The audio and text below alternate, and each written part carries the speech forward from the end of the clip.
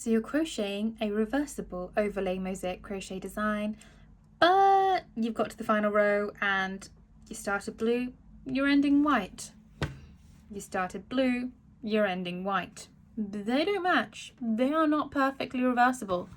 You have one row of stitches left to add to hide this white row here. You need a modified single crochet. In order to crochet this stitch, make a slip knot and pop it onto your hook. Then attach your yarn in your preferred fashion.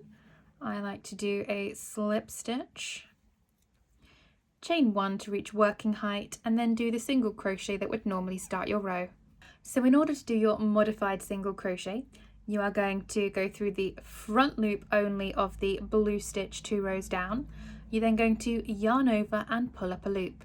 You're then going to tip your work forwards and go through the back loop only of the white stitch that you had skipped. Yarn over and pull up a loop. You now have 3 loops on your hook.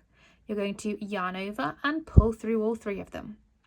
So once more for your modified single crochet, go through the front loop 2 rows down, yarn over and pull up a loop, go through the back loop of the stitch behind, yarn over and pull up a loop, and then yarn over and pull through all 3. Meet me at the end of the row to see what this final row will look like. As you can see, now that you've done your row of modified single crochets, your top and bottom are both blue on the front, and your top and bottom are both blue on the back.